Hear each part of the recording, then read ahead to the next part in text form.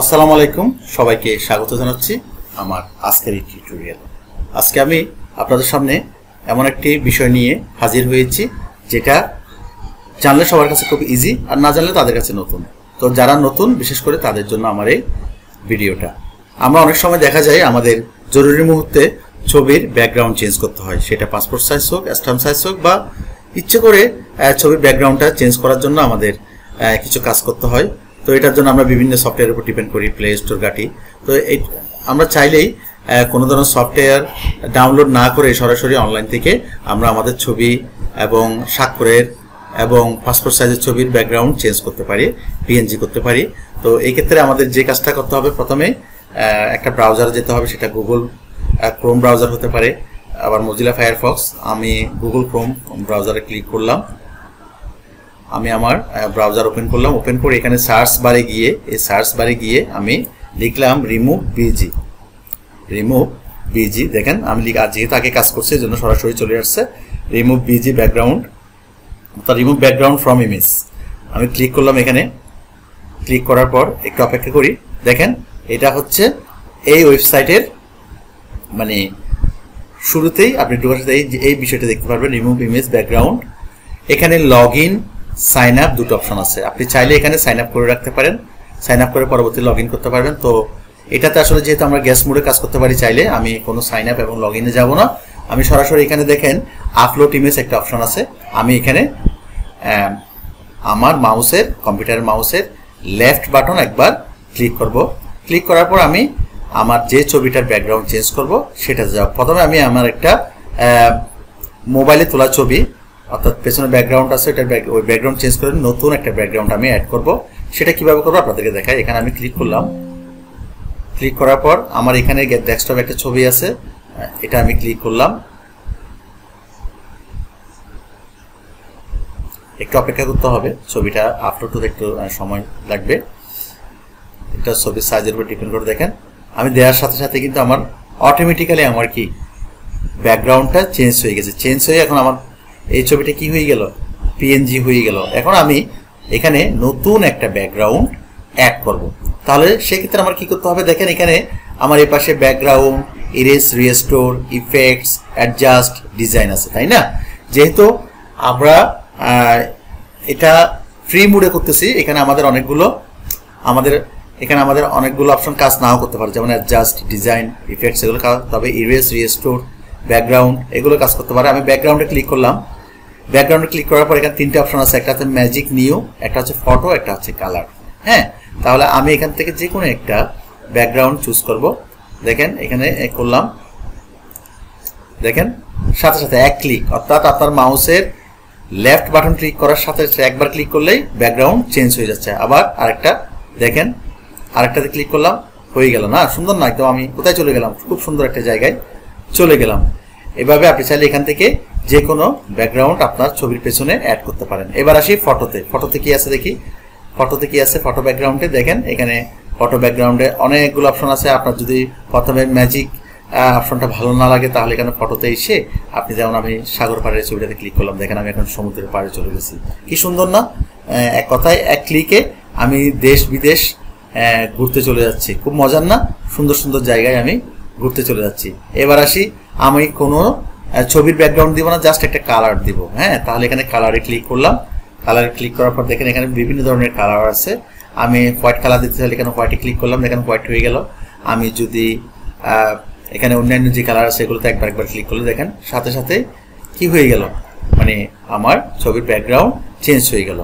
এরপর আমি কি করব, ডাউনলোড অপশনে যাব। এখানে ডাউনলোড অপশনে ক্লিক করবেন। ক্লিক করার পর দেখেন এখানে কি আছে, প্রিভিউ আছে, আবার আনলক একটা অপশন আছে। প্রিভিউটা হচ্ছে ফ্রি, যেহেতু আমরা ফ্রি অপশনে কাজ করছি, ফ্রি মোডে।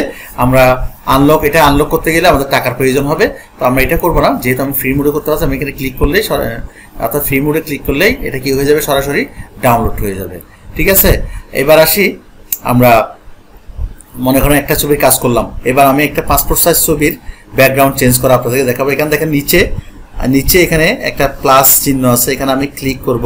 ক্লিক করলে আমার সরাসরি আবার আমি আমার ফোল্ডারে চলে গেল। ফোল্ডার থেকে ধরেন এখানে আমি সালমান শাহের একটা ছবি এখানে রাখছি। আমি এই ছবিটার আমি ব্যাকগ্রাউন্ডটা কি করব, চেঞ্জ করব, অর্থাৎ এটা পাসপোর্ট সাইজ, ধরেন এটা পাসপোর্ট সাইজ ছবি, এটার আমি ব্যাকগ্রাউন্ডটা কি করব, চেঞ্জ করব। দেখেন এখন এটা কি হয়ে গেছে, এটার ব্যাকগ্রাউন্ডটা অটোমেটিক চেঞ্জ হয়ে পিএনজি হয়ে গেছে। আপনি এটার মধ্যে ডাউনলোড করলে কি হবে, এটা ব্যাকগ্রাউন্ড সবসময় কালো দেখাবে, অথবা এটা যে কোনো আপনার ব্যাকগ্রাউন্ডের উপর বসায় আপনি কাজ করতে পারবেন। হ্যাঁ, আমি আবার ব্যাকগ্রাউন্ডে ক্লিক করলাম। যেহেতু আমার ম্যাজিক ফটো এগুলোর দরকার নেই, আমি কালারে যাব। আমি কালারে গিয়ে ধরুন আমি আমার এই ছবিটার, অর্থাৎ সালমান শাহের এই ছবিটার পেছনের ব্যাকগ্রাউন্ডটা আমি হোয়াইট কালার দিব। হোয়াইট কালারে ক্লিক করলাম, দেখেন হোয়াইট হয়ে গেছে, তাই না? আবার এখান থেকে যে কোনো একটা কালারে ক্লিক করলাম, দেখেন একদম এক ক্লিকে ব্যাকগ্রাউন্ড চেঞ্জ, কোনো প্রকার ঝামেলা ছাড়া, কোনো ফটোশপের দরকার নেই, কোনো কিছুর দরকার নেই। দেখেন আমি একটা করলাম, ব্যাকগ্রাউন্ড চেঞ্জ করলাম, চেঞ্জ করে এখানে ডাউনলোড অপশনে ক্লিক করলাম, ক্লিক করে এখানে ফ্রিতে ক্লিক করলাম। দেখেন অলরেডি এই ডাউনলোড হয়ে গেছে। এখানে আমি আপনাদেরকে একটু দেখে ডাউনলোডে হুবহু এই ছবিটা এভাবে আসছে কিনা। হ্যাঁ, ডাউনলোড হয়ে গেছে। দেখেন আমি আপনাকে দেখানোর চেষ্টা করছি। দেখেন একদম আমি যে ছবিটা ডাউনলোড করেছি, দেখেন এটা ব্যাকগ্রাউন্ডটা কি হয়ে গেল, চেঞ্জ হয়ে গেল। এবার আসি আমাদের স্বাক্ষরের ক্ষেত্রে। অনেক সময় দেখা যাচ্ছে যে ইদানিং বিভিন্ন পোর্টালে, বিভিন্ন ওয়েবসাইটে যারা শিক্ষক তাদের স্বাক্ষর এবং শিক্ষার্থীদের স্বাক্ষর এবং যারা কর্মজীবী তাদের স্বাক্ষর আপলোড দিতে হয়। এক্ষেত্রে সবচেয়ে মজার ব্যাপার হচ্ছে, আপনি যদি পিএনজি করে যদি স্বাক্ষরটা আপলোড দেন, তাহলে দেখা যাবে যে কি আপনার স্বাক্ষরটা যেখানে বসবে হুবহু এখানে স্বাক্ষর করার মতো চলে আসবে। আর আপনি যদি পিএনজি না করে যদি একটা কাগজে লিখে ছবি তুলে দেন, দেখবেন যে কি ওই কাগজের ওই ছবিটা সহ ওইখানে বসবে, ওইখানে একটা কি আলাদা একটা কাগজের ঘর হয়ে যাবে। আমি আবার এখানে প্লাস চিহ্নতে ক্লিক করলাম, করার পর আমি আমার এখানে একটা স্বাক্ষর এখানে রাখছি, এটাকে আমি ক্লিক করলাম। দেখেন এটা ব্যাকগ্রাউন্ড ছিল সাদা, এখন কি হয় দেখা যাক, একটু সময় নিচ্ছে। দেখেন অলরেডি আমার এই সাথে সাথেই ব্যাকগ্রাউন্ড চেঞ্জ হয়ে গেছে, এখানে আর ব্যাকগ্রাউন্ড দেওয়ার দরকার নাই। আর আপনি যদি ব্যাকগ্রাউন্ড দিতে চান, ঠিক ব্যাকগ্রাউন্ডে ক্লিক করে আপনি এখান থেকে কালার বা যে কোনো ব্যাকগ্রাউন্ড দিতে পারেন। দেখেন ছবি ইয়াতে, তবে আমার কেমন জানি মনে হয় না দেওয়াই বেস্ট। এটা পিএনজি করে রাখবেন, এটা যেখানে আপলোড দিবেন ওইখানে ওই কাগজের উপরে গিয়ে ওইটা মানে একদম অরিজিনাল স্বাক্ষরের মতো বসে যাবে। তো এখানে আপনি চাইলেই যে ছবি বা স্বাক্ষর এখানে জুম করে দেখতে পারেন। এখানে প্লাস চিহ্ন ক্লিক করলে জুম ইন হবে, দেখেন জুম ইন হচ্ছে, বড় হচ্ছে। আবার মাইনাসে ক্লিক করলে কি হবে, জুম আউট হবে। আবার ডাউনলোড অপশনে গিয়ে আপনি চাইলে কি এটা এই ফ্রিতে ডাউনলোড করে নিতে পারবেন। তো আশা করছি এই ভিডিওটা দেখার পর, এই টিউটোরিয়ালটা দেখার পর আপনাদের যে ছবির ব্যাকগ্রাউন্ড চেঞ্জ করা নিয়ে যে বিড়ম্বনা ছিল সেটা হয়তো বা আর থাকবে না, এবং আপনারা চাইলে একদম নিশ্চিন্তে ব্যাকগ্রাউন্ড চেঞ্জ করতে পারেন। এখানে ইরেজ একটা টুল আছে, ইরেজ টুলের কাজ হচ্ছে কি জানেন, এখানে যদি কিছু থাকে, অর্থাৎ আপনার এখানে যদি কোনো ধরনের আপনি চাচ্ছেন শুধু স্বাক্ষরটা থাকবে, এখানে কোনো কিছু থাকবে না, এটা আপনি এইভাবে সিলেক্ট করে, অর্থাৎ এটা হচ্ছে কি ইরেজ করার জন্য যে অংশটা ইরেজ করবে এটা এইভাবে সিলেক্ট করে আপনি ছেড়ে দিবেন। ছেড়ে দেওয়ার পর দেখবেন যে কি ওইখান থেকে যা আছে এই রেটে কি হয়ে যাবে। যেহেতু আমার এখানে ব্যাকগ্রাউন্ডে কোনো কিছু নেই, কোনো কিছু না থাকার কারণে কি হয়ে গেছে, এটা মানে দেখাচ্ছে কি অলরেডি এখানে কি ইরেজ করা আছে। আপনি চাইলে যে কোনো ব্যাকগ্রাউন্ড মুছে ফেলতে পারবেন। তো ধন্যবাদ এই টিউটোরিয়ালটা দেখার জন্য। আমার এই টিউটোরিয়ালটা যদি আপনাদের ভালো লাগে অবশ্যই আপনারা শেয়ার দিয়ে বাকিদেরকে দেখার সুযোগ করে দিবেন। আবার বিদায় নিচ্ছি, নতুন কোনো টিউটোরিয়াল নিয়ে হাজির হবো আপনাদের সামনে।